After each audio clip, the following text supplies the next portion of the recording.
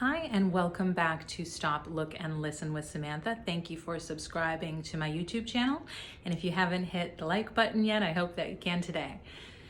So today I want to talk about stress and how different people deal with different levels of stress.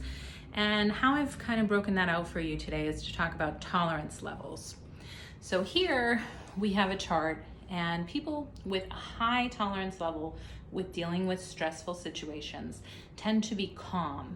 Okay, you might see them in difficult situations handling things with ease, seeming like they are kind of sailing through it. They can be very communicative because they have a high tolerance level. They've learned how to use their words in ways to discuss things and hopefully work through things through communication rather than anger or abuse. Okay, and they can be very resilient because they have been through a lot and they can tolerate a lot. They can tend to deal with difficult situations with ease and even be confident because of that. Now, there is disadvantages to having a high tolerance level because people know that you can deal with stressful situations better. These people tend to be abused and put down and taken advantage of.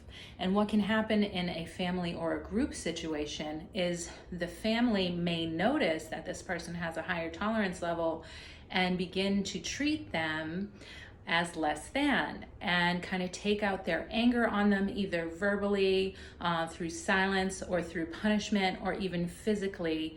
These people usually tend to have to put up with a lot just because they have that high tolerance.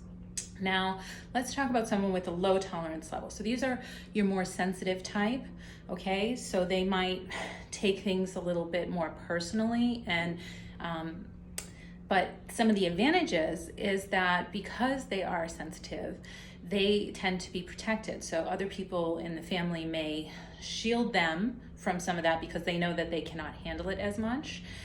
These people can be resourceful because they don't like conflict. They may find the path of least resistance. And they can also be thoughtful because they have that sensitivity. They may think about how you would feel a little bit more than someone else. However, some of the disadvantages to having a low tolerance level is that these people can be easily frustrated. So they may tend to walk away from difficult situations where they could be solved with communication. They just reach their breaking point and walk away. They could have trouble communicating. Okay, so rather than using their words, they may result to anger, intimidation, or even silent punishment, like taking relationships away or even using their children as pawns to remove relationships from that person as a source of punishment because they can't work it out.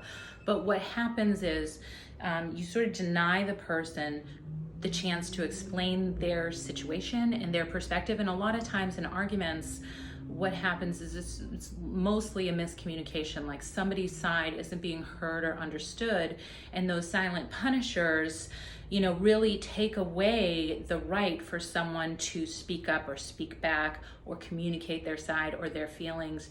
And, the high tolerance level people have to live with this type of abuse in this kind of ongoing circle. So that's kind of a way that I thought might be able to help people deal with their emotions a little bit better or understand both sides of the situation. And I hope this was helpful for you.